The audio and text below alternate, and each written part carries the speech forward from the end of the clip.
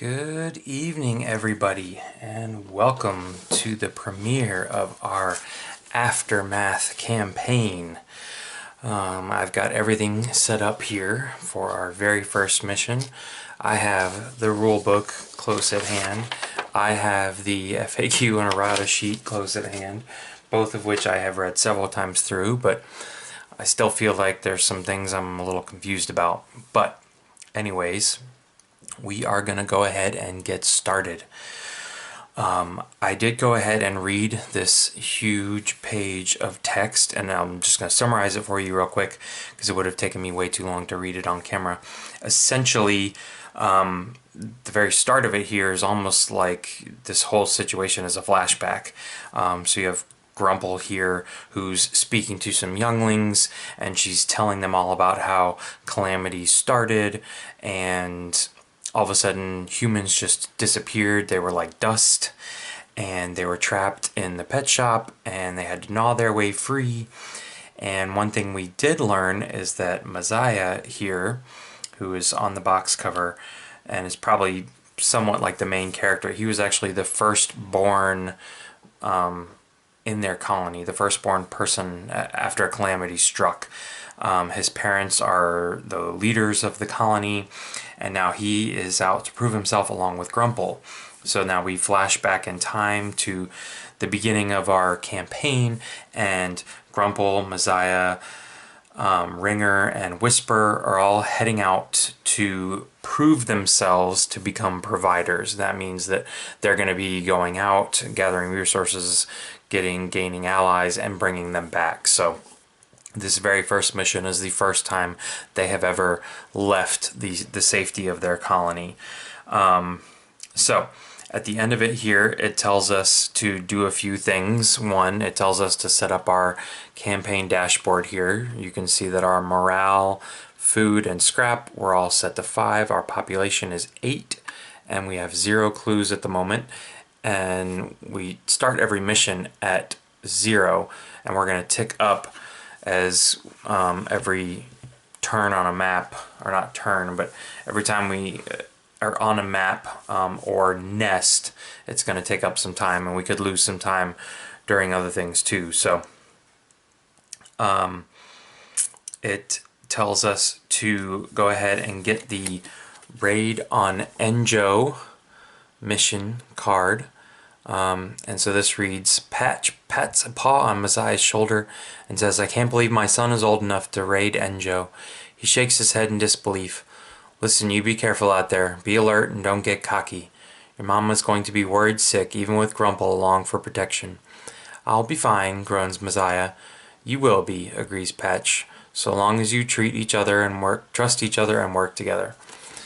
So the goal of this mission is to find a way into ENJO and then get out with a bag of onion snoodles. I'm guessing ENJO might be some sort of grocery store or something. So it tells us where ENJO is on our little world map here, how much time we have, and what we read when we're successful or failures.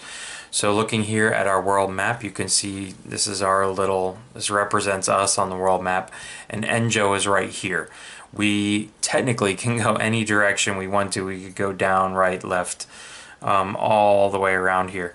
But we're just going to stick to the basics right now, and we are going to go straight ahead to the very next space adjacent to ENJO, which is E Street. And so E Street is telling us to go to page 5 in the adventure book. So we started here. This Home Sweet Home page, as you can see behind me, or behind the world map here, is where we will start every other mission.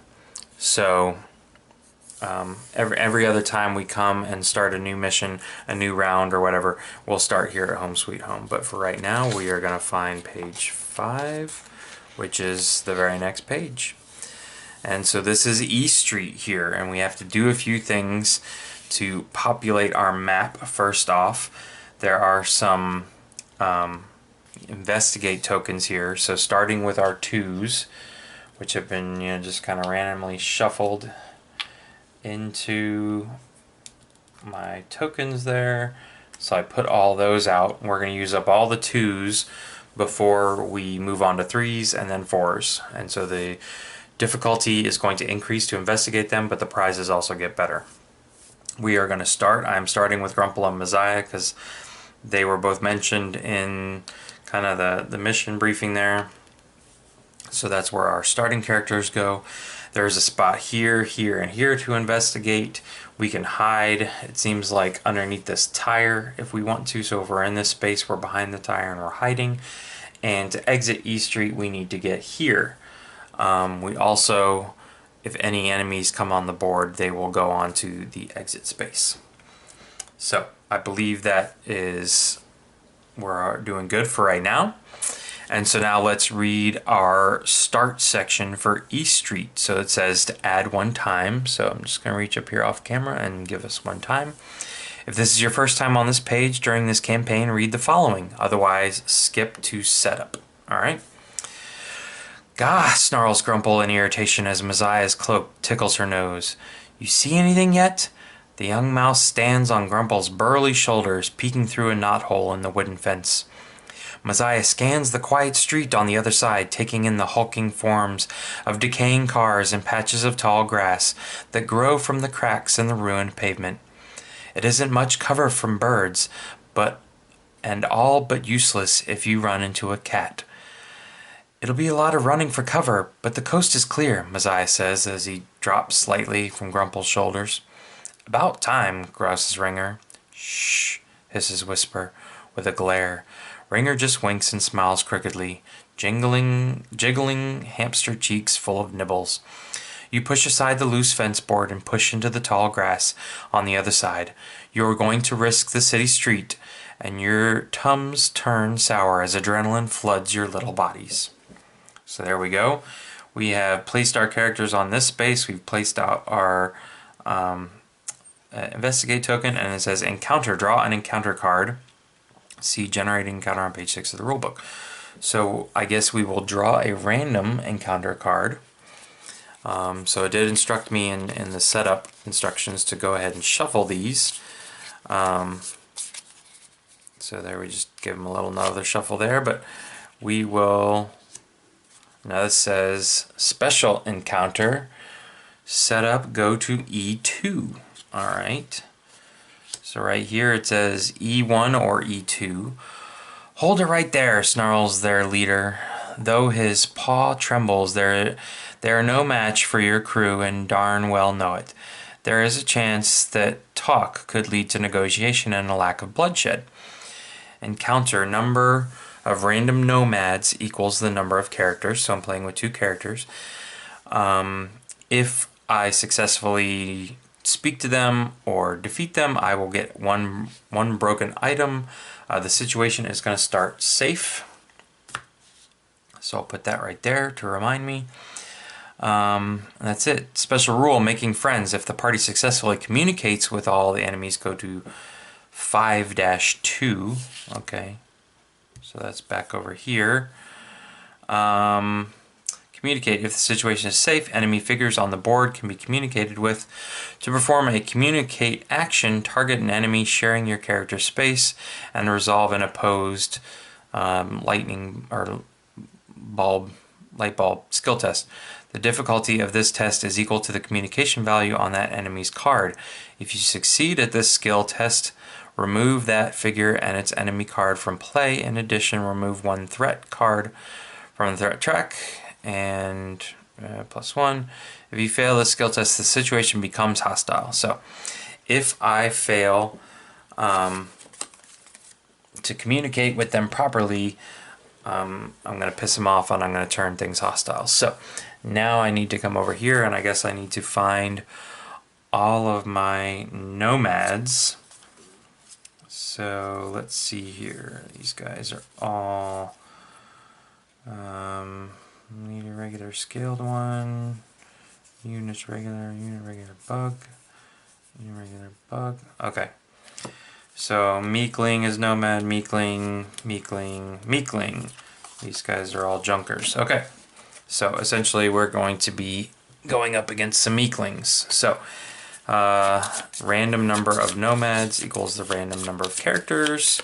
So we'll just take the top 2. and put these other two back. So we have got just two meeklings. They are unique. You can see one of them's holding a staff of some sort and is more of a melee attacker, and the other one's got a ranged weapon.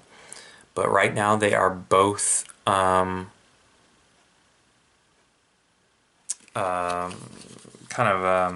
just indifferent to us at the moment. And you can see here that they have a communicate action of 5 each. This guy actually, we have to get to a value of 6 to defeat him. They each have a health of 1. So if I just hit them once, if I successfully hit them once, I will defeat them. But to successfully hit them once, I have to pass a skill test beating 5 or 6. So let's just shuffle these up real quick again and put them over here. The meekling melee character will be in the first slot, and the other meekling character will be in the second slot. So let's find our guys. We've got the blue one, and so he's going to go right there, and the green one. And you can see that the bases of the enemies are unique. See, this guy has an octagon and this guy has a pentagon. I painted up my minis to match, but you can see here that, for example, the blue one's base has the pentagon up in the corner. The green one has a picture of an octagon. So that's how you normally can tell them apart while you're playing if you haven't painted them up, and likewise. So let's turn our characters to see here. Alright, so we handled setup, and now we have one last rule reminder. Scavenge. The colony always needs resources to survive. To gather a resource, move your character onto a space with a magnifying glass and perform a scavenge action, resolving a lightning. The difficulty of the scavenge skill test is equal to the number on the token. If you succeed, reveal the token and claim the prize on the other side. Alright, so let's just go ahead and draw up our hands. Each character starts with 5 cards in hand. 1, 2, 3, 4, 5. So those will be 1, 2, 3, 4, 5. And there's Grumble. So let's just start with Messiah, since he seems to be the main character. Alright, so I'm going to need a green to move across this green line at some point or another. I do want to investigate over here. I do also have my very first threat card. So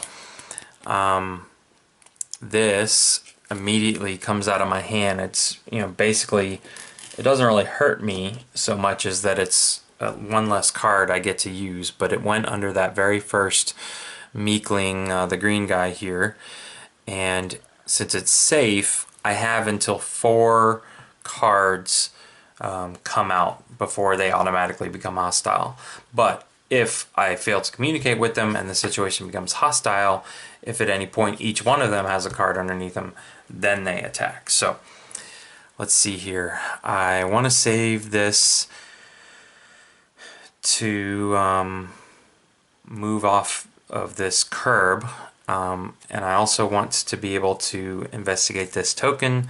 So what I'm going to do is I'm going to spend this one here, which is going to allow me to move over 1. There's just a dotted line here, and I can use any card for movement. Then I will perform a skill test against this investigation token. So I have to start it with a light bulb card. So I'm going to start with my 2 light bulb, and then I can add to it with any card that matches the number or the color, kind of like Crazy 8s or something like that, or Uno. So now I have a skill test of 4.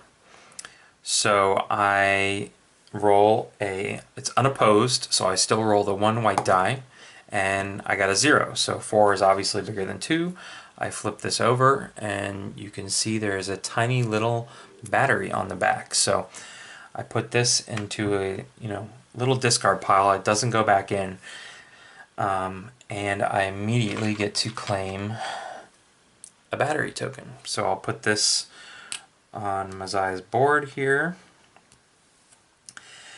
And I guess I will go ahead and use this because I know that I want to be hopping down off of here. So I can hop down here at any point. I could go 2 with it, but I want to be in this space to be able to investigate these 2 tokens. Now at this point I am in this space and there is this little 1 with a eyeball on it. So I'm going to come over here, and since this is the first time I've ever entered this area, I'm going to read the 1 eyeball. You notice a human shoe. Once a fancy vibrant red, it is now covered in a thin layer of dust. Some say that the humans disappeared. When the humans disappeared, all that was left were their shoes and wisps of dust that drifted away on the breeze. So that's that. It doesn't really do anything, but it's just giving me some information. It's talking about this shoe behind it. All right. So now we have Grumple's turn.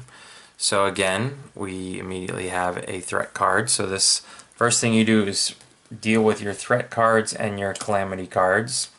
We haven't seen a calamity card yet, thankfully. And so we have no green cards. But we'll be able to spend this 3 red or these 2 in order to get off of our curb here. So what we're going to do first is spend 1 to move over here and read what the number 2 is. And 2 reads, "The concrete curb is no problem for the agile little creature like you. Rule reminder, solid lines. Some spaces are divided by a solid line. Solid red, blue, and green lines slow characters' movement. Solid white lines cannot be moved through, but do not block line of sight. Double white lines block both movement and line of sight." Okay, just a little rules reference there. Alright, so that was kind of pointless, but probably necessary. I am, what's known as a completionist, so it bothers me if I haven't investigated everything on here. Alright, so let's see here. We're gonna need yellows to talk to the other characters. So I'm going to now spend this here. That's gonna get me off of my curb and onto here. And then I'm gonna go 1, 2, boop, boop, and move up here, because all of this is just white. And so now I am on the number 3 space, which I believe looks like another rule reminder. The shadow of an abandoned car looks like it would make a great hiding place. Rule reminder, hiding spot. A character on a space with the eyeball marking through it cannot be targeted by an enemy in a different space. An enemy will not move toward a character that is hiding unless there is no other character to move toward. Alright.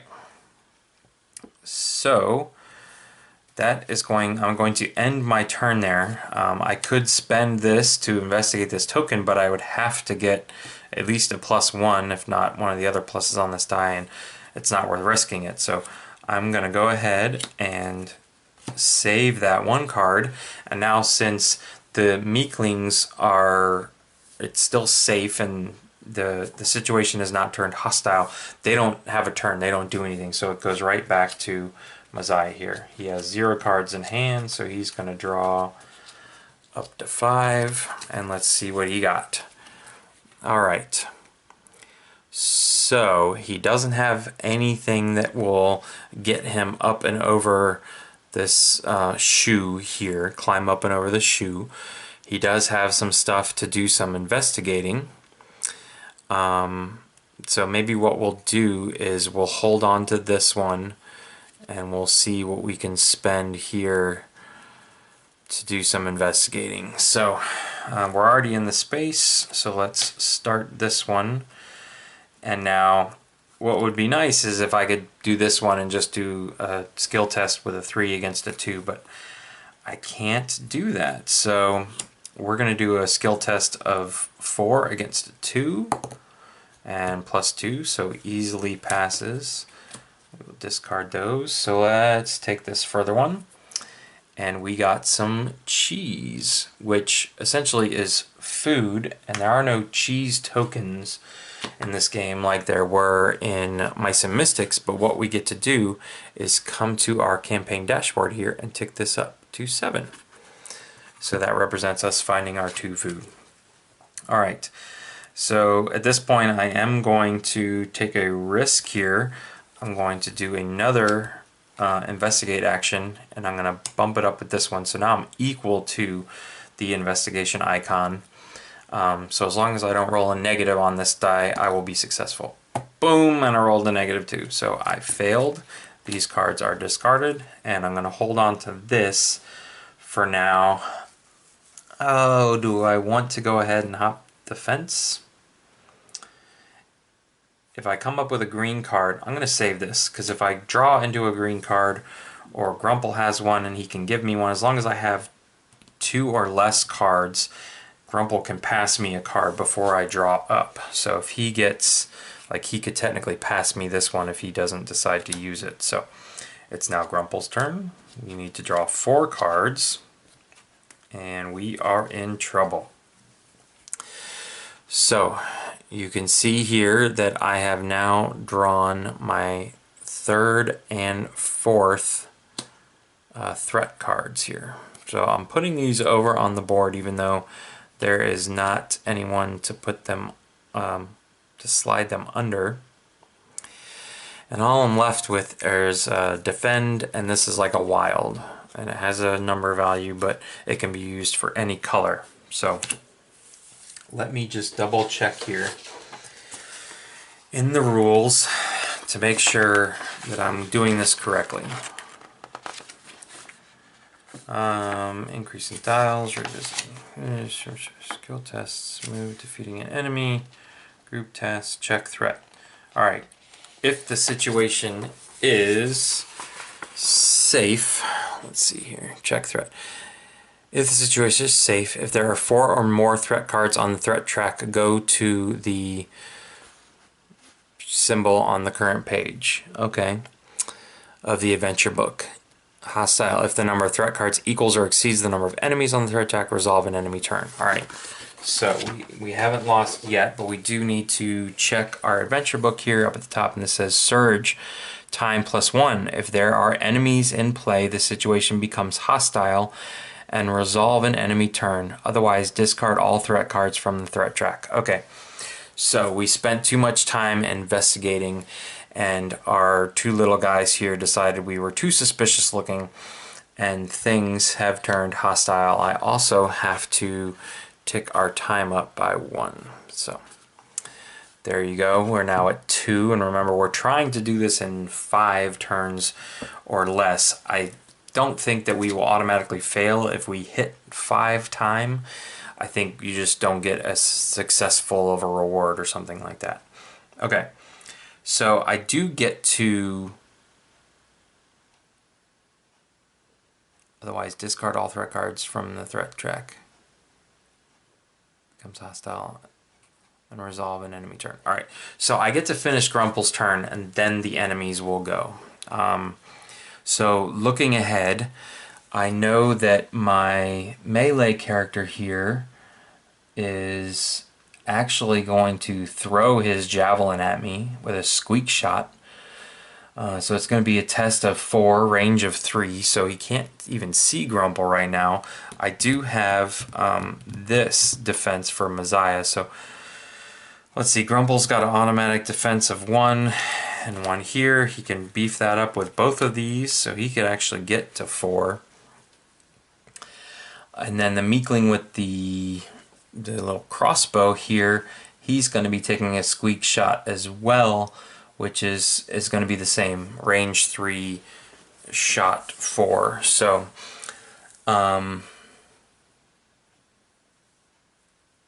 neither one of them are going to move. They're both going to stay put. And so as of right now, we know that Messiah will be the character that they will attack both times, because Grumple here is hidden, so they can't even really see Grumple.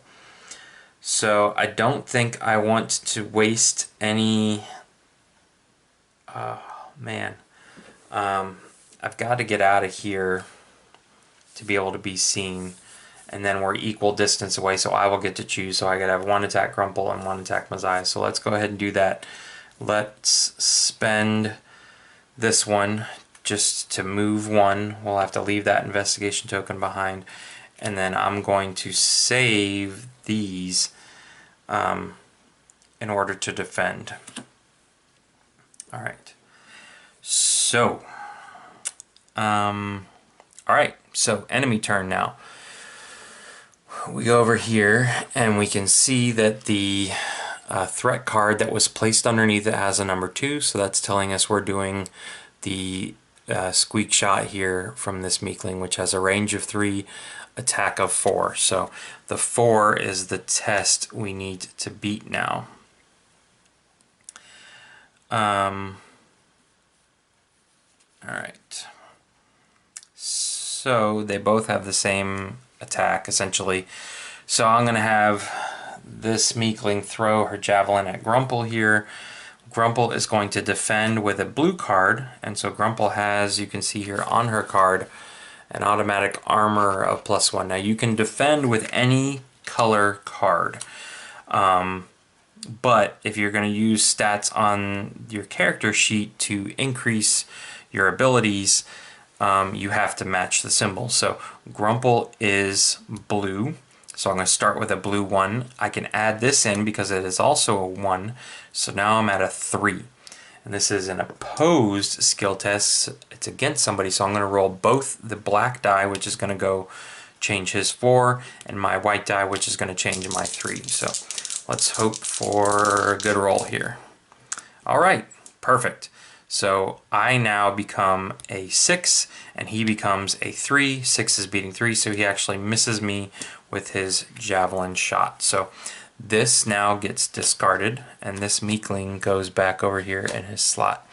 I then go down the line to my Meekling, regular unit Meekling, and you can see he's doing a 1. It just so happens that on his card, the 1 is also the squeak shot there. All right, so we will do, these have to get discarded as well. And then we will defend with Messiah here. He doesn't have any blue symbols, but he's got a pretty good start. So same situation as Grumple, hoping for positive, and we didn't get the same result. So he's now up to a 6, and I'm down to a 2. So I will take a single wound on Messiah there. All right. So this gets discarded. This goes down here, and at this point, I believe that these 2 cards right here also get discarded. They turned our events hostile, so I believe they get thrown away. I will look at that here between videos, but this gets discarded. So essentially now the Meeklings have taken a pot shot at us, but now they're just gonna hide. So I have 2 options here. Well, actually I have 3. I could continue to try and investigate these tokens and just wait for these guys to attack me again. I could come over here and attack them, or I could just make it onto this space because there's nothing here. The exit space, when leaving by this exit, move your party to an adjacent space on the travel map. So I don't have to defeat everybody in the area. So let's go ahead. It's Messiah's turn. Let's see what he gets. Let's see if he could even get over there and defeat them. So he gets 5 cards. And here we have another threat card. Now, since the situation is hostile, as soon as we get 2, 1 under each one, he is going to attack. And now I have myself here a fair number of cards. Now, from what I understand, I cannot just say, oh, this is a green, and use it to hop over my green one. But again, I will look into that as well. But, and I also don't have anything, I would need to use this to jump over the green space, or go 1, 2, 3, doesn't matter, the long way around. And then I could start an attack. Actually, I could start a range attack right now, say with this card, and I could add, no, if I started with this one and say that's a range, and then did this one and this one, that's 4, 5, 6. All right. So let's go ahead and, yeah, let's do that. Let's attack, and we're going to attack the meekling with the little crossbow here. He's got a defense of 5, and I've got, I'm at 6. And if I defeat him with a defense of 5, I gain random scrap. So again, this is opposed, and all right. So I went from 6 to 8. He went from 5 to 8. The tie goes to the attacker, or the tie goes to me. So this meekling unit is now defeated. I get to take him off the board here. I get to give myself a scrap, and then I will use this to hop over the fence here, and now I may exit the board. Alright, so last but not least, let's see what Grumple's gonna do. 1, 2, 3, 4, 5. Alright. So good, no. Well, no. I'm sorry. Okay, so let's take a look here at the meekling. He is doing his first one, which is Assault Scurry. He's going to move to 0 range and attack for 5 after attacking if possible. Move this figure 2 spaces toward the nearest question mark token. So he's basically going to get out of our way and make it harder for us. So I don't believe I get these cards yet. I drew them prematurely. And I have a defense symbol here, but I'm not sure. I think I need to play a card. I don't think I can actually defend this without having a card to play. So I think I just automatically take a damage here. So we'll give Grumble a damage, and then this guy moves 2, so he can actually reach over here and hide under the tire. Instead of going around here, that would take him 3. So, all right, Grumple's now left with a choice. He can either follow after Messiah, or he can, this goes in the discard pile. This goes back up here. He can chase after the meekling. It's going to get us a broken item. He could investigate these. Let's see what his cards here hold. So, all right. I really could have used these a minute ago. Alright, so he doesn't really have anything that could be super helpful to find these items. I need to go 1, 2, and then, yeah, I wouldn't be able to get back to find Messiah. So I think we are just going to go ahead and get on out of here. And to do that, all I need is 1. So I'm going to spend this 1 green, because Grumple's not really a ranged character, to go here. I will end my turn, and we will escape. So Grumple comes back to his card. This guy, I believe, is going to come off, but we'll see here in just a second. When leaving by this exit, move your party to an adjacent space on the travel map. Alright, see leaving the party on page 6 of the rulebook. Okay. So we will bring this up here, and we simply can now go over to ENJO, which is where we are trying to get to. So let's put that back up there. And this comes off. I'm not sure what state we're going to be in. I don't need my meeklings anymore. These come off. I believe these get discarded because they were set out, and now we find page 43. It's fun that you kind of jump around like this. Okay, so ENJO. Here's ENJO. It appears to be a vending machine. Oh, enjoy. sitting in the middle of a pile of rubble, a ruined building of some sort. And I'll read this real quick. If this is your first time on this page during this campaign, read the following, otherwise skip to page 45. Frankie and Benji were mice, and they sat beneath a desk in an office cubicle, staring longingly at the temple to food that stood proudly in the nearby break room. Bold primary colors covered the temple's exterior, save for the plexiglass that allowed worshippers to gaze upon the edible marvels within. Frankie and Benji sat and stared dumbly at the temple as humans approached it and fed it offerings of paper and metal discs, and the temple repaid them with pungent delights wrapped in crinkly bags, or at least it did when it found them worthy. Those who were deemed unfit were denied their prize. They would curse and strike the temple, demanding access to the withheld love of their god. But their only resource was to slink away in shame or to sacrifice more paper and coin. Frankie and Benji dreamed desperately of joining the temple and feasting upon its many treats, but it seemed that joyous event would never arrive. But one day the building shook with terrible ferocity and the break room collapsed, revealing a solid blue sky beyond.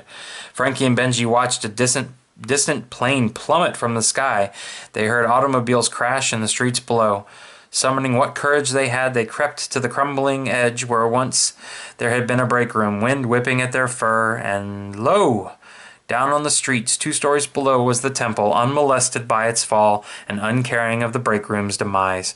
It stood there as tall and as proud as ever, angrily daring any and all those just to try to oppose the god of treats. The streets that were never empty lay empty. There was not a human being in sight, and Frankie and Benji exchanged glances. Things were looking up. Alright, so it would seem that humans didn't... this feels very much like the end of the Avengers movie, the first one recently with Thanos, where he just kind of snaps his fingers and everybody disappears. Sorry, spoiler alert. Alright, so here we are. We will tick our time up real quick. It says read the following. That's it, says Grumble as she gives a whistle. Jeepers, says Ringer in hushed tones. You stand in the shadow of a large red mailbox. Before you sits a tall heap of concrete chunks, and beside it is the crumbling ruins of a high-rise office building. Sunbeams streaming through its corporate corpse. At the crest of the heap is a colorful vending machine that catches the eye. The letters ENJO clearly visible. ENJO, whispers Messiah under his breath. Jeepers, Ringer repeats. Alright, place characters on this space right here.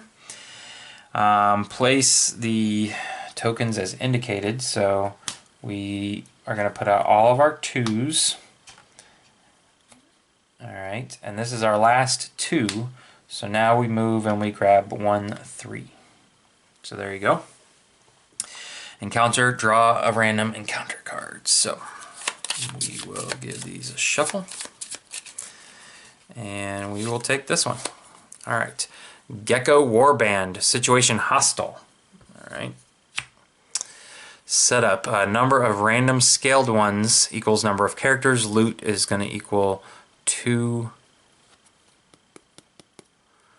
random gears. So I'm going to keep this up on top so I can remember the loot.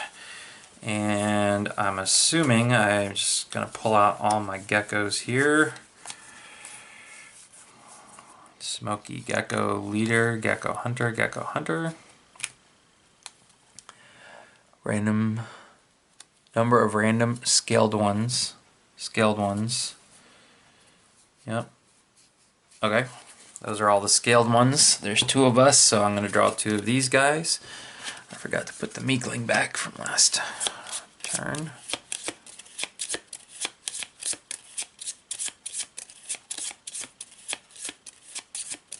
Alright, so we're going to be dealing with a Gecko Hunter and the Gecko Leader. So both the blue ones, both appear to be melee damage.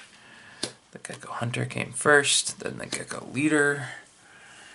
And let us find our 2 blue guys, and they come out over here. So they're racing us to the top. Alright. Okay, so is that it? Yeah, I guess so. They are hostile. So as soon as they get cards underneath them, they're going to attack us. So let's see what we can do. I believe it is Messiah's turn now. So 1, 2, 3, 4, 5. All right. Lots of movement, which is good because there's lots of green lines all over here because these are all climbing actions. Alright, so I need to find a way into ENJO and then get out with a bag of onion snoodles. Alright, so I must need to get up here to the space, and I could do that right now, essentially. So let's just start moving here. As I can go up here, and then we can try to pick up one of these. So to 3 to 2, still got it. Let's take this one. So we got 2 more cheese for our colony. So our food goes up to 9. Then I actually don't need any more than that because I made it up here. This is white and this is white. Alright. It doesn't do me any good to come over here because I'd have to go 1, 2. So I can play that, but then I can't get that one. So let's just do this. Let's go 1. Actually, let's save our movement here. 1, 2. So we'll come up here and read number 1. Ringer is frustrated. Okay, we're here. How do we get inside? Grumble brushes some dust off, and you press your furry faces against the plexiglass to peer inside at the treats. Look, I think I see cheesy crunchums. Oh, and is that a bag of onion snoodles? Squeaks Messiah. Even Grumble, who prefers fresh veggies, wouldn't turn down onion snoodles or 2. You frantically search the machine for a way to get in, but the only opening is buried under the rubble. If you're on mission 1, which we are, go to 45-2. Alright, 45-2 reads, moving the rubble requires a strength group task. Difficulty 10. Only characters on the 1 space can contribute. Alright. So, I do not have any strength here, and so I essentially could take, hold on, 1, 2, alright, I cannot reach these guys, 1, 2, no, from where I am. So, I'm just going to save these, and then it becomes Grumple's turn, who can get us started and just needs 1 card. Alright, very good. Okay, so Grumple first needs to get up there. So I need to save this one, and then I want to save this one so that I can play it along with it. Alright, so let's go ahead and we'll call this a blue, and this will also be a blue. So this will be 3. I'm going to ignore that token for right now. And I'm going to pay this to go 1, 2 and get up here with Messiah. Then I will spend this, and this is going to go off screen here, to start the group task, 1 and then 2. So this will go up to 2. This one gets discarded, but this, since I started the group task with it, is going to sit up there just off camera. Alright, so that was Grumple's turn. Again, the gecko leaders have not noticed us yet, or are just watching us, I don't know. So, Messiah needs to draw. Ooh, alright. So, we need 1 more card, and then we're going to have quite the turn here. So, let's shuffle these up.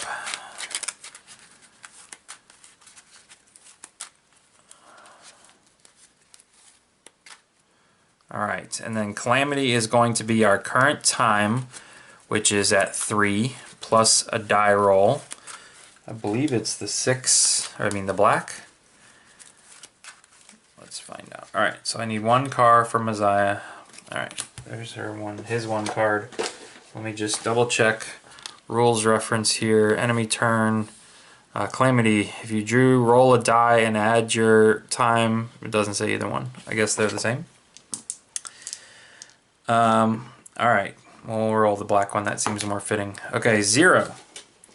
So the calamity total is 3.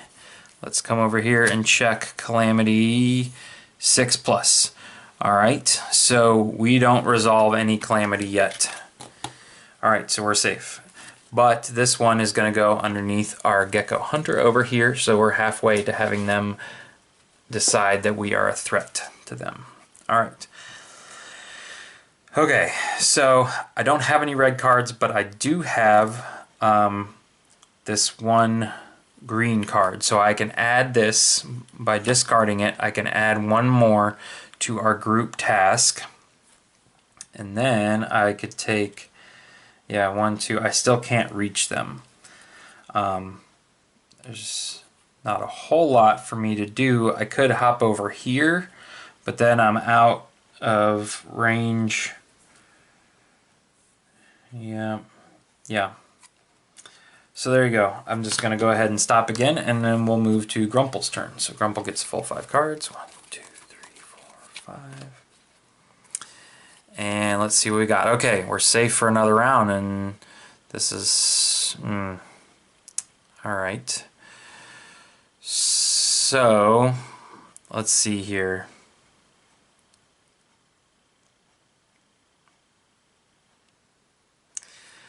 I can go ahead and put this towards the group task. So that's one more. We're up to 4. And then let's see. I could use this to hop over here. Alright. And kind of a wasted movement, but that's fine. And then I will use this to investigate, and I'm going to add this one to it since they're both 2s. So I'm at 4 now, so I'm going to go after the high-end one. 4 minus 1 is 3. Okay, so we did fine with that. And we get the 3 one, which is 3 scrap. So we'll bump up our scrap to 9 up here on the board. Alright, now I have this 3. I could go ahead and just hop back. I'm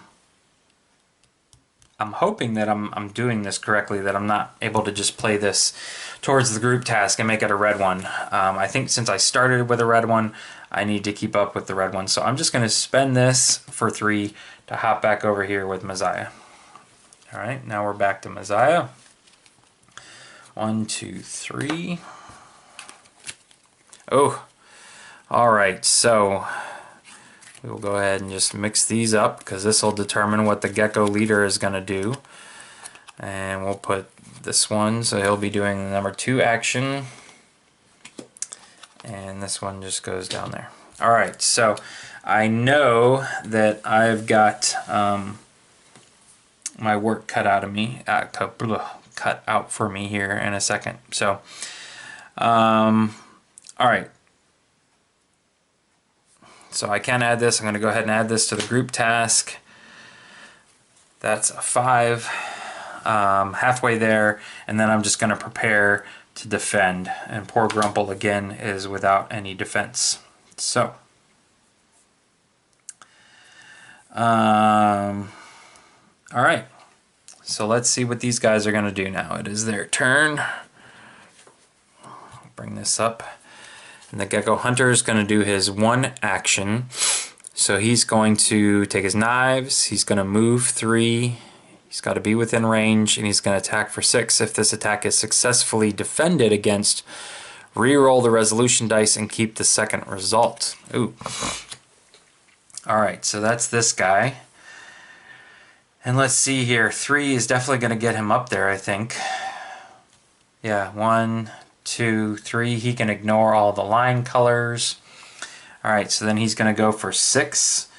So I am going to defend with Messiah here.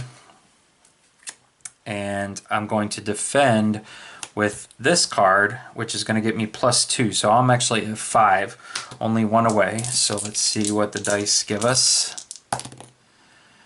Nope. So, if this attack is successfully defended, alright. Either way, I am going to take a wound here, so I'm halfway dead. And he's done with this card. He goes back. This goes away. And then the Gecko Leader is going to come up. Alright. And the Gecko Leader is going to do 2, which is twin knives, very similar. After taking a turn with this Gecko, take 1 additional turn with it using the same threat card. What? So he's going to get 2 attacks? And I basically can't defend these. Well, I can. Okay. So let's have him come up here. He's going to get 3 movement. We know that puts him up on top here. So he's hitting for 5. Messiah is just 2, so I'm going to need a miracle here. +1, 0. Alright, Messiah takes another wound. Very close to dying here. And then we'll have him stab at Grumble, which I cannot defend. So Grumple's going to take a 2nd wound. So this guy goes back. This card that was over here gets discarded. And I am at least safe for now. So that was Messiah's turn, was the last one. So now we're on Grumble. 1, 2, 3, 4, 5. Hopefully not just 2 black cards. All right. Okay. So, all right. So we can take a strength action against them for now. I think we may need to do this and take care of one of these guys. They have shields of 6 and 7. Grumble can attack when attacking a leader or a boss, is actually going to get +1 to their melee. So let's start with a melee attack here. So I'll start with 1. She's going to give me +2 is 3. And this card combined is going to give me to 5. It's at 7. So then I'm going to go with this. 5, 6, 7. All right, let's just make sure. 8. All right. So 8 to 7. All right, so I'm good because that takes him down to 5, takes me down to 7. So we're still good. All right, so these all go away. And the Gecko Leader, who only had a single health, I hit him for his 1 time. He goes off the board. All right. All right, so then I've got this card, which does not do a whole lot for right now. I can't add it to the group task because it's the wrong color and the wrong number. So we're just going to have to take it. But at this point, I've reduced that one guy down to just 1 person. So if Messiah draws a black card here, he's going to activate. So there's 5. Oh, and we're good again. Okay. So let's see here. I could put this towards it. I'd have to move over, let's see, to be able to attack. For 3, he's got a shield of 6, and then I could add this to it. So this would give me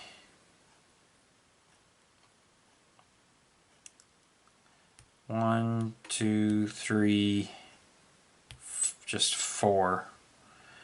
I can use Team Focus here if I wanted to reduce my test. So he'd be 4 to 5, but that's not being super helpful. Or I can attack him straight up here for 4. Alright. Just not sure what to do here. Alright, so let's do this. Let's just go ahead and put this towards the group task. So now we're up to 7. I am going to save this one. I'm going to spend this one actually to move, and we're going to investigate what number 3 says here. So number 3 reads, if this is the first time on this page during this campaign, go to 45-6, which is up here. You press yourselves flat against the cool concrete slab, holding your breath. You sneak a peek over the edge. From your vantage, you spy a gecko warband, clear as day. They are all well armed and organized, sneaking through the shattered land, hunting. It seems like forever, but they finally pass. Ooh, I get a clue.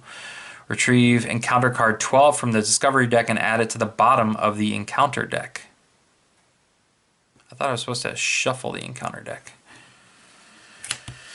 Alright, but either way, I get a clue. I can only get one clue per outing. And I get to go to my tuck box here, which is like the legacy element. It's a whole bunch of cards that I was instructed to put in here from the very beginning without looking at. So, let me get them all out. And let's see, there's some letters. And it says encounter card 12, lizard expansion.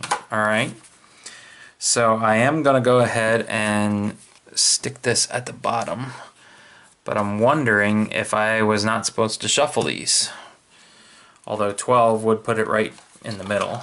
So alright, okay, so we discovered a clue. The geckos are on the move. They appear to be prime enemy number 1 right now. Alright, so from here I'm kind of stuck. I guess I could go ahead and spend this too and put this towards the group task. Why not? Alright, and then I'll save these for defense. Okay, so Grumple's turn. We need 4 cards. 1, 2, 3, 4. Alright, so let's shuffle these up real quick. Alright, so he gets 3, and then this one just is going to get discarded, essentially. Alright, so we know that they are attacking here, and I don't have much I can add in the way of to the group task. I can't finish it off. I could add this one, which is not really going to get us very far. But let's see here. If I'm going to use this to defend, it's only going to give me 2. So I'm better off starting my defense with this one. He's going to be throwing his knife at a range of 3. So we know it's coming. I can't really run away.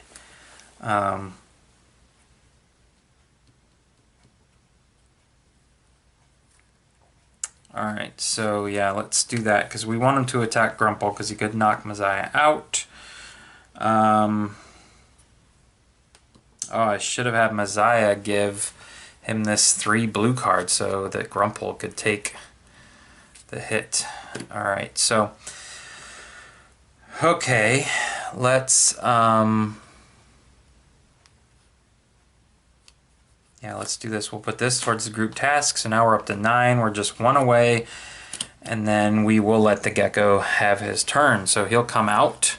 He's doing number 3, which is throwing his knife for a range 3 attack of 4.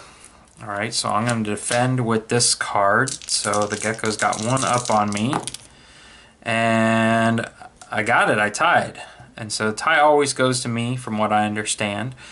So I was at 6, he's at 6, and so I just barely deflected his knife throw. Alright, so that goes away.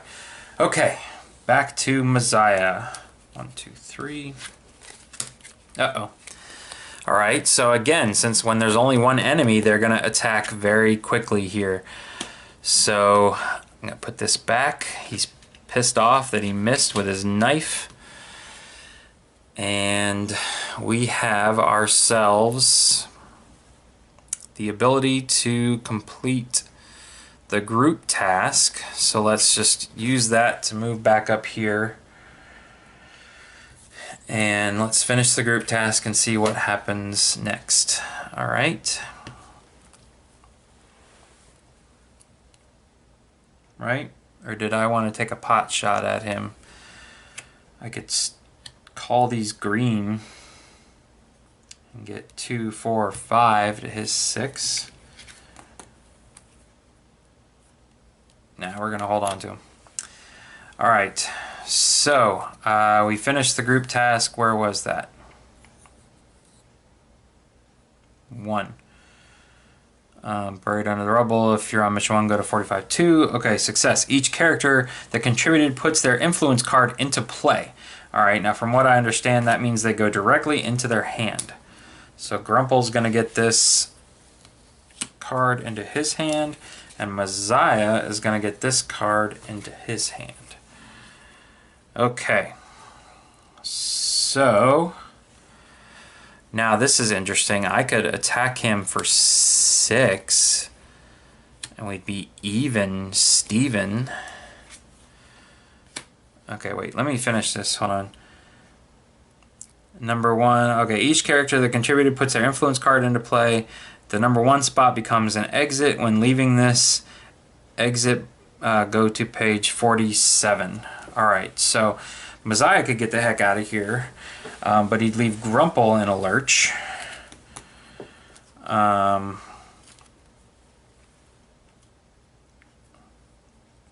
let me just check something real quick. Can I attack from the same space? All right. Target the closest character within range and clear sight. All right. Scavenger, recover, action, equip, melee, range attack. If the situation is hostile, you may perform a ranged attack by targeting an enemy up to 1 space away and within line of sight of your character and resolving an opposed skill test. Okay. Up to means that... Okay, a character equipped with a ranged weapon may attack an enemy within a number of spaces equal to that weapon's range value so long as it's in line of sight. Alright, so I can attack this guy real quick and then get out of town. So, let's do that. So, we're going to start our skill test with the 3, adding the 2, that gets us up to 5, and then I can add this for 8. Alright, so 8 to 6, I just have to hit him once. Alright, so I go to 10, he goes to 8, but either way, I have defeated the gecko before he gets his turn. And so our loot for defeating those guys is 2 scrap. So we are up to 11 scrap up here. And this now becomes safe because I have removed all the enemies from the board. Alright, at this point I will go ahead and just remove Messiah, bring him back, and Grumple will get her turn. 1, 2, 3. And she is simply going to...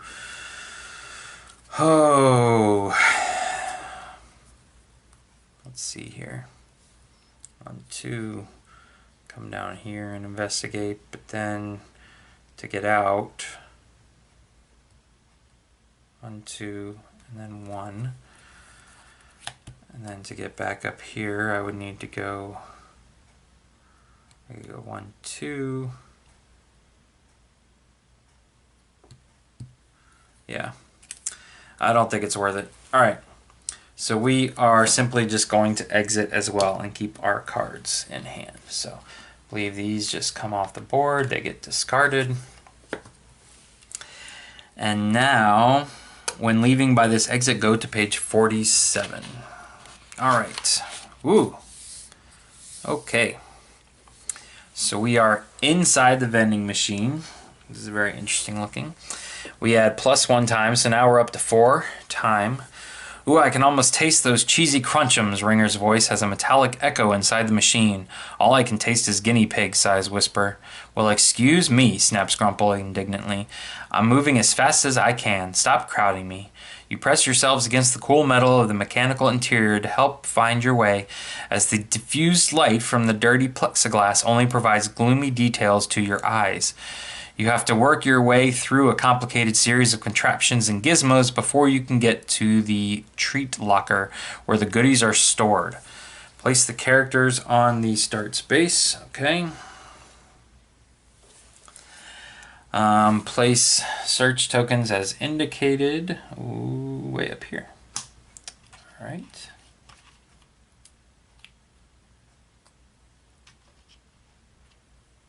Okay.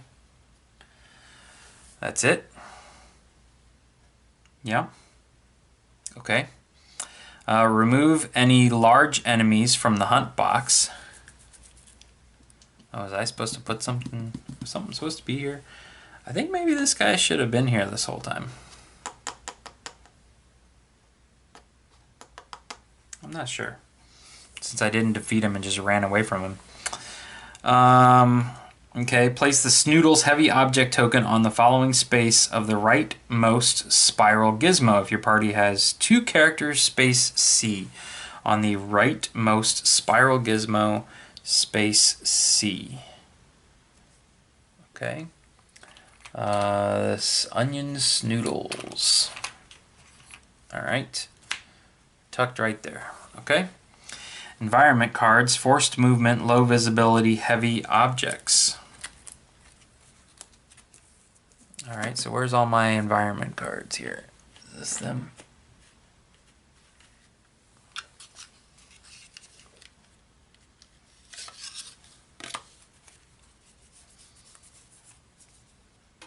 Nope. These are status and attribute cards. No. They must be in here. Forage. No. Am I missing something here? Has anybody seen some environment cards? Did I put them back in the box?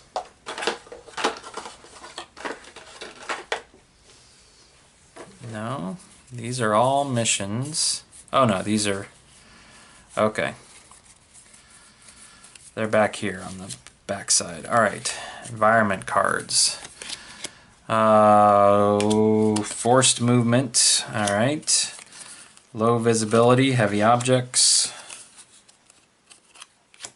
Dust feather, escorting, low visibility. Okay. Alright, they were in the box.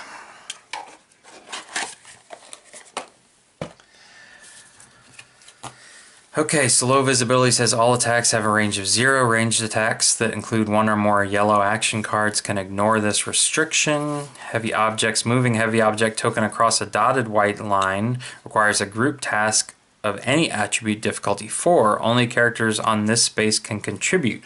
But Grumble can throw a heavy object up to 2 spaces away within line of sight. So if Grumble can get up here, she can just chuck it up to the exit. So I'm not going to be too worried about that. Enforced movement. Figures and tokens occupying a space with an arrow are subject to forced movement. This could be from water, current. Figures and tokens occupying a space with an arrow are subject to forced movement. This could be from a water current or sloping terrain or even wind. When a player places a threat card on a threat track, all figures and tokens that are on a space with an arrow must move 1 space in the direction of the arrow. Okay, so there's 1, 2, 3 arrows here. So essentially, if I put a threat card out, I'm actually going to have to bump these guys back 1. But it looks like, you know, this is 1 whole space, this is 1 whole space. So 1, 2, 3, 4, 5, 6, 7. All right. So anyways, we'll keep these off to the side here to remind us. And situation is safe. It did not tell us to draw an encounter card for right now. Alright, special rules. Carrying the Snoodles can be carried using the heavy objects environment rule. If you carry the onion Snoodles onto the exit space, go to the success entry listed on the main mission card. Alright, so it's not just that. I have to get it back down. Alright. Advancing the spiral. Each time a figure moves across the red line that separates 1 and 2 spaces, move each token and figure on a lettered space to the next space in alphabetical order. Okay. Alright, so we turn the gear to the next space in alphabetical order. So it would go up. If a token or figure falls off the end, in other words, is already on D when it is forced to move, remove it from play. If a character is removed in this way, treat it as if it is used the exit sign. If the snoodles are removed this way, go to 47.3. Alright, so wait a second. Each time a figure moves across the red line that separates 1 and 2.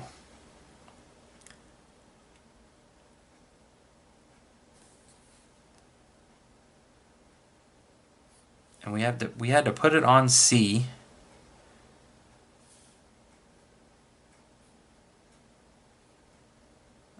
Okay.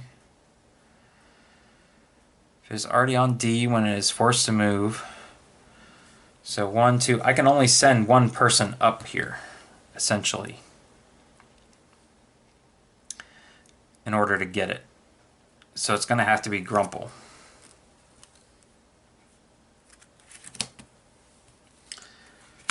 Alright.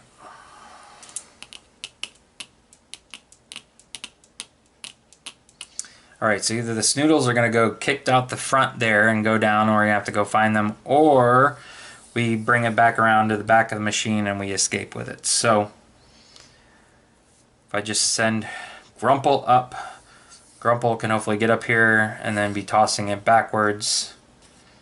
Okay. Alright. So let's do that. It is Messiah's turn, so we just draw 3 cards here. And it's just a really thick card. Okay, so I don't want to move per se, although I can just go ahead and spend this to move 1, and let's just check out what 1 says. 1 says, you stare at the spring-loaded metal sprocket turnstile contraption thingy. A wee light trickles in from a slit, and you realize human coins were supposed to fall in and roll along a track until they triggered a small motor that would advance a turnstile by 1 notch. The only way to get inside is to push your way through this rusty metal contraption. Okay, so we're going to have Grumple now. I'm going to pass. I can't pass any cards to Grumple, and Grumple has 5 cards, but I'm going to need to shuffle this one up here in a second. So, alright, so I need some red cards to push past. Strength, makes sense. Alright, so we shuffled that deck. Okay, so let's see here. 1, 2, 3, so I can play my Grumple card and go here. I need to stop here for a second and read 2. The only way up is to try and climb the sloping catch chute. The metal is smooth and it does not offer much traction. Okay, so I'm right there. Then I will need, so I just had a right amount of cards here, 2. I'm pretty sure I can go 1, 2 and cross the green line twice because I had 2 green. Excuse me. But then I'm stuck right here. So I now need, so that I don't get kicked back down accidentally, I need to spend 3 of something. So there's that. That puts me up here, so now I can read 3. You're at the top of the machine. In front of you is a spiral dispenser gizmo, and somewhere in the gloom is a colorful bag of onion snoodles. Your rodent mouth waters at the prospect of chewing upon the baked, never fried goodness of the onion flavor-injected cornstarch puff, and you imagine the praise and recognition you will receive upon returning with such a prize to the colony. We're going to be legends, giggles Ringer. Put each character's influence card into play. Alright, we already did that. So I can then move 2 to go 1, 2. Let's see. Alright, heavy objects. Moving a heavy object token across a dotted white line requires a group task of any attribute difficulty 4. Okay. Alright, so I'm going to stop right there. I'm going to save this card. That way I can maybe get onto the onion snoodles and toss it 1, 2 spaces back. See how many times I can toss it. So, we are 1 space away. We're still safe. So Messiah, who's just shouting up from the bottom here, says, hey, what's going on? All right, so Grumple has one card in hand. I can go ahead and I'm going to pass him this one. I'm going to encourage him there. And then there's not much else I can do. I do not want to go up here. I guess I could, and this would only go there. Oh no, wait. This one had to go up there because Grumple already passed up there, so it's dangling on the edge. I forgot to move it. So yeah, I'd already determined that this is what happened. Alright, so again, we will just send it back to Grumple. 1, 2, 3. Grumple can get 3 cards. Alright, so let's see here. I just need to go 2. So I have a really good hand here. I can move 2, use this to move 2, and now I'm up with the onion snoodles. Alright, now using my throw card here, which this number up in the top is white cards. So I need to have the wild cards in hand, and I can spend 2 wilds in order to choose a heavy object or character sharing your space, place that object or character up to 2 spaces away within line of sight. Alright, nothing here is blocking line of sight, so I can spend this and chuck this thing 1, 2 here. Then I need to chase after it, so I'll need to spend this to get up to it, and then spend this again to chuck this. Boom, boom. Alright, so the onion snoodles are sitting right there. Alright, so we're doing pretty good here. I haven't yet had to do the skill test yet because I've just been using my throw heavy object thing. Alright, so back to Messiah. 1, 2, 3, 4. Messiah needs a card. Alright, perfect. So Messiah again is just going to encourage Grumple and then do nothing. Alright. Alright. So then it's back to Grumple. Grumple's going to go 1, 2, 3. Okay, so the situation is safe. So I guess we should shuffle these.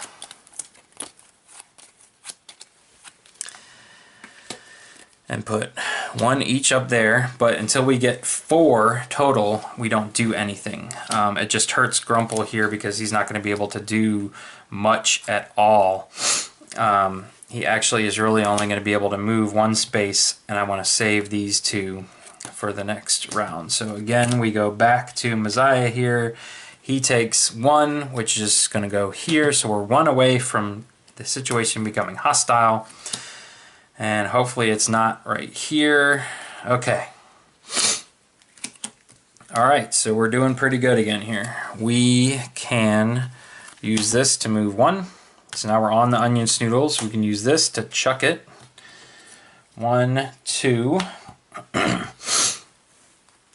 I need to spend this to move after it. 1, 2. I stop, and then I spend these to chuck it. 1, 2. So it's going to stop right there. I am very close. And now Messiah technically could come up here and help. I forgot about that. That once I got it clear of this mechanism, Messiah can cross in and help. So let's see what Messiah is going to do here. All right. So he's got a 2 card here. And so he can go here, and then I need to do a group task of 4. I can use any skill, right? Any attribute difficulty 4. So I'm going to spend my 4 here and just complete the group task on my own. Only characters on the space can contribute when crossing a colored line. Only matching color card can be used to initiate the task. Okay, so I need red cards to initiate the task. Okay, so this is what we're going to do. Instead, I used this 3 movement to cross the red line. Then I'm going to use 2 red. I can match it with 2 blue, and that's going to complete the group task.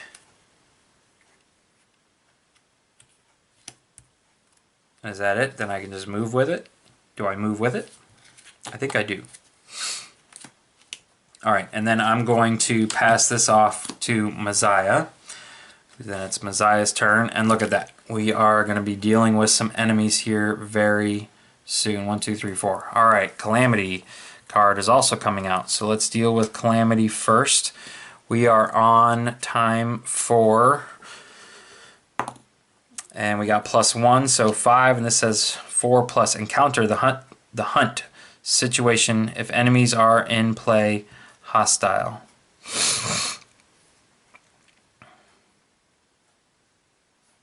Okay. As of right now, I don't think any enemies are in play. I think maybe I should have had that one character right here, but I didn't do it, so I'll have to look into it. So either way, we have our 4th card here. So let's go ahead and read this. First Surge, go to 47-2. It's a good thing none of us are afraid of tight spaces, notes Messiah. Thank you, Mezzy. I appreciate that, grunts Grumple. Could this get any worse? Suddenly you hear a soft skittering sound from below. Ravenous roaches begin to squeeze through tiny holes and gaps in the old machine. Roaches, cries Messiah in warning to others. Grumple gives an exasperated cry and thumps her head against the metal wall in frustration. I hate you, Mezzy. Oh, I love you too, Grumpykins, he laughs. Encounter 6 roaches. Situation hostile. Resolve an enemy turn. Okay, so the enemies come in right here where we are.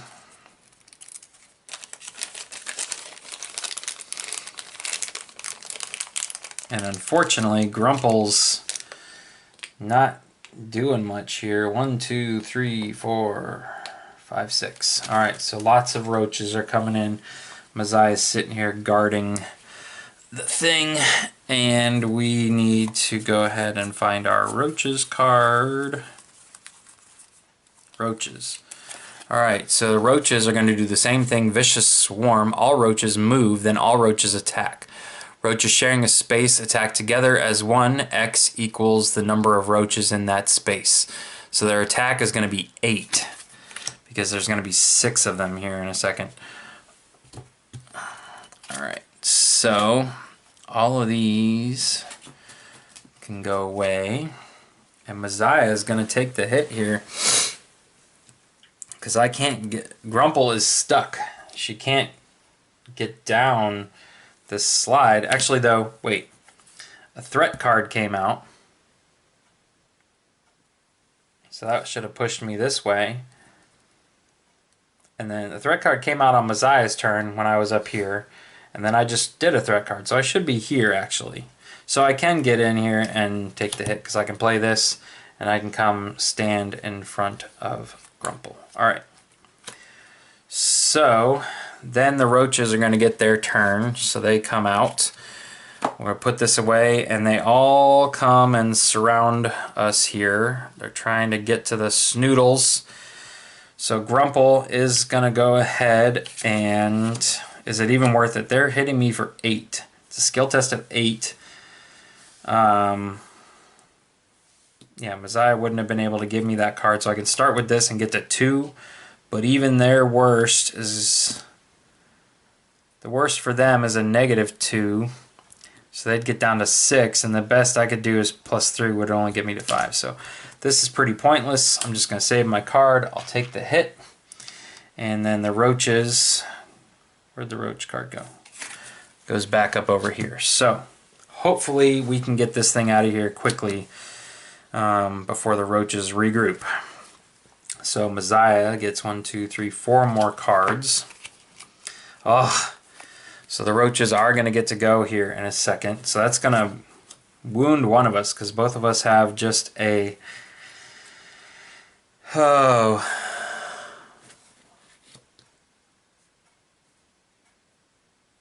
So the question is, if I defeat a roach, I guess just getting 3 and killing 1 at a time. Alright, so I need to do a green skill test here, which I have a green 2, and then I can finish it off here of 4, so it doesn't really matter. Messiah is going to be able to escape here. with the snoodles. Hold on.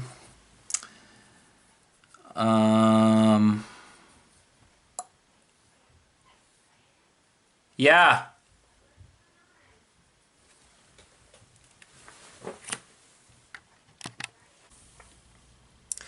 Okay, sorry about that.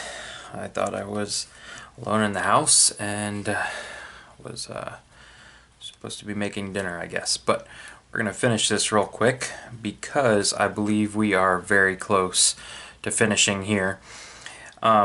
Essentially, the rules here state if you carry the onion snoodles onto the entry space, go to the success entry listed on the main mission card, which we have done. Now, it doesn't say anything about needing to have all characters on there. So I think we're fine. If for some reason Grumple would be attacked, we could defend it at a 4. They're hitting it at let's see, they would be hitting at a 8 again. So, you know, I mean, you could roll the dice here, but again, they would defeat me. All that means is that I would remove these tokens, Grumple would go off the board, and on his next turn he would come back. We would advance time to 5, but we still have 5 availability on our mission here. So I really don't think it makes much of a difference. And so I'm just going to say, all right, we got the snoodles out the way we came in, so we were successful. And we are going to go ahead and read entry 98-1. So we got to get everybody off the board here. Put Grumple back. Put Mazai with his snoodles right there. And we'll go to 98, way back here in the back. All right, endings. 98-1 says, right? Success, 98-1. You arrive back at Abigail Lane proudly carrying the onion snoodles on your backs. You can't wait to show the others, but when you smile proudly at the mice on perimeter duty, you see only apprehension on their faces. Something is off. We gain 5 food, so this goes up to 14. We gain 1 morale, so this goes up to 6. Here you guys can see this better now. Banish this mission card. Banished cards go in the banished deck box. Go to 98-3. Okay, so let's get that out real quick.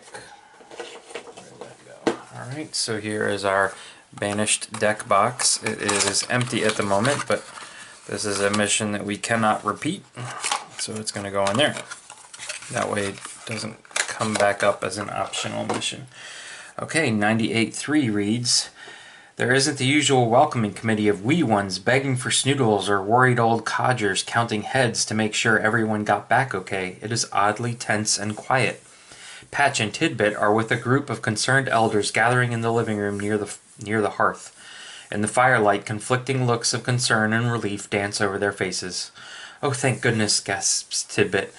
And you are quickly embraced by tearful elders. I'm so relieved you've returned to us, says Patch, wiping his snout.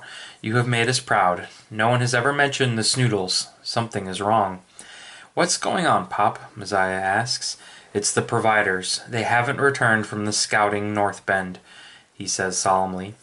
They should have returned by now, adds Tidbit, and everyone starts speaking in hushed tones so as not to send panic through the colony. The providers are the most steadfast of heroes. What could have happened to them? Patch pulls the young critters aside. Listen, the trial is irrelevant now, he says. You are all we have. I hate that it has come to this, but these are desperate times, and this burden is going to fall on you. We need to find out what happened to Tuffet and Cookie and the rest of the providers, but we also need the safety and sustenance they gave us. The old mouse shakes his head. You will need to grow up fast, faster than is even right or fair. You are now our providers. Go to page 101. Alright, so 99, 100, 101. Alright, colony phase. So let's see here. Start. Now that your mission is over, it's time to manage your colony.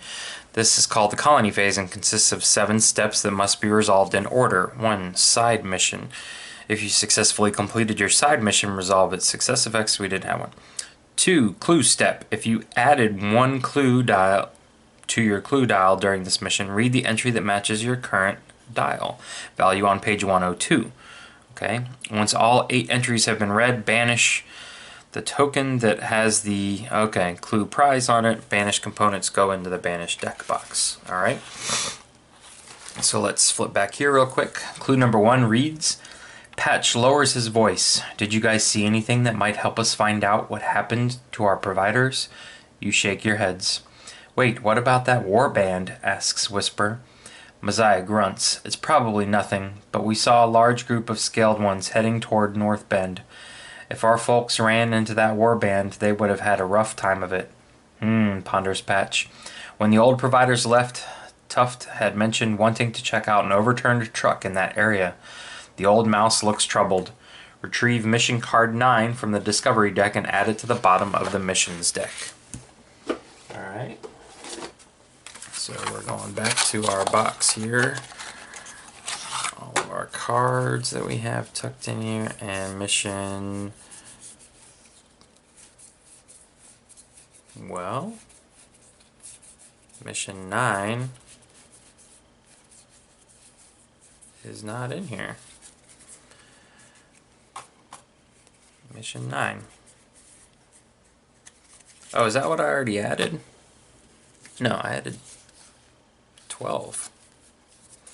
Okay, so I'm going to have to figure out what happened to mission 9 here in a minute, but I'm not going to spend all that time looking for it. Alright, event step.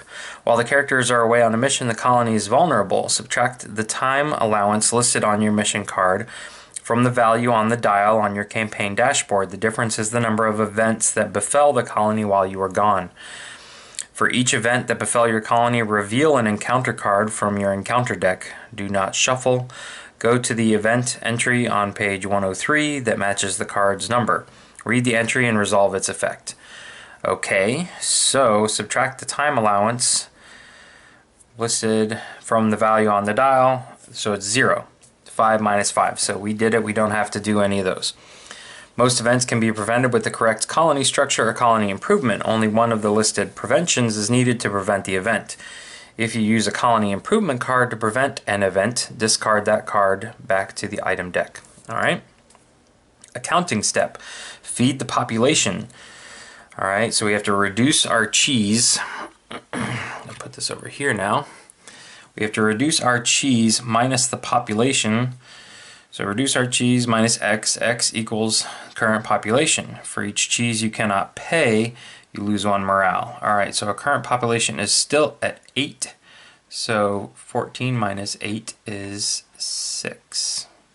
Alright. Whoops. If your population or morale dial ever reaches 0, you have failed the campaign and must go to page 100, entry 100-23, unless you are in infinite lives mode. Okay. Build step. Page 104 has a list of colony structures. You may pay the associated cost of 1 or more colony structures in scrap. We have 11 scrap currently. Then retrieve those colony structure cards from the Discovery deck and add them to the colony supply deck box. Note, some colony structures have prerequisites in addition to or instead of costing scrap. Alright, check victory step. If you have completed your personal goals of any 4 characters. Nope. Save step. Return the campaign dashboard to the box without adjusting any dials. Discard any batteries on equipped items. Each player places their character card, influence card, starting item, unused batteries, earned abilities, blah blah, back in their deck box. Character's backpack, broken pile, and a colony supply box. Make sure any vehicles, don't have any vehicles. Place every other deck of cards into separate plastic baggies. Okay, so the last thing we have to do here is we get to check on whether or not we can purchase anything. So let's go to 104. Alright, and the build step. So we can build public council Upon building, it gives us +2. Mender's Hut, I can choose a new ability for Whisper, which would be cool. Workshop, upon building, retrieve the Blade Bikes vehicle card from the Discovery deck and add it to the Colony Supply deck. Choose a new ability for Ringer. Oh, but that's 15. We can't afford that. Expanded Nest. All right, that would allow us to go above 15. I'm not there yet. Water Pump. Prerequisites have mission card 4 in the Banished deck box. We haven't done that. Garden. Water Pump and have mission 10, so we can't do that. Lookout Post.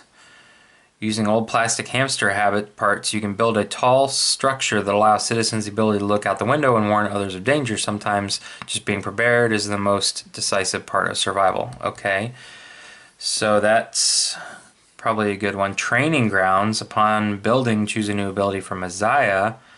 We have to have 20 population. We have to have 15 population, so we can either do Lookout Post, Public Council, or Mender's Hut. I'm going to save the Public Council till I feel like I could use a morale boost. So now it's really Lookout Post or Mender's Hut. The structure can be built in the cozy recess of the easy chair where it is warmed in the afternoon sun, and there's plenty of stuffing for making comfy nests to tend to the sick and injured. Alright, so I was thinking of taking Whisper and Ringer out on my next mission, so let's go ahead and do that. We will take this all the way down to 1, which is fine. We'll get some more in the next mission here. And then we will be allowed to choose a new ability for Whisper. So what I'm going to do, since I don't have Whisper out right now and I don't have all those cards out, I'm going to take care of that at the beginning of the next video. If you are familiar with what the abilities are, and you have some suggestions, please feel free to leave them in the comments section below. Actually, you know what, we can look at them real quick, and if anybody has any suggestions, you can give them to me in the comments section. So let's just real quick check out Whisper, see what kind of character she is. Alright, so she is an odd one and a mouse. Alright, so let's see here. These are all for Sharpie class. These are all for big class. These are kind of color coded. Knows It class and the odd one class. Alright, so this is pretty simple. So we can give Whisper the Detox Poultice, remove all toxic wounds from a character, remove all negative status cards from a character in your space, choose a space up to 2 spaces away and in line of sight, place your figure on the chosen space. You gain a bonus of attack melee attack +2 until the end of this turn. You cannot spring if you are trapped. And Calm. Remove a non-leader meekling sharing your space from play. And we gain population +1. So those last two are really cool. I have yet to really get any negative status cards or poison wounds, but if you have any suggestions, these are probably the two that I am considering most. But if you would like to suggest which direction we go with before the next playthrough, please leave a comment in the section below. If you enjoyed this video, please consider giving it a thumbs up, and if you would like to be notified when this next video is getting ready to come out, please consider subscribing to the channel, hit the bell for notifications, and you will get a notification when the next one comes out. So again, thank you for sticking through this with me. I know this was longer than I expected for the opening mission, but it was very exciting. So yeah, that's all for now. Thanks for watching. Have a great night.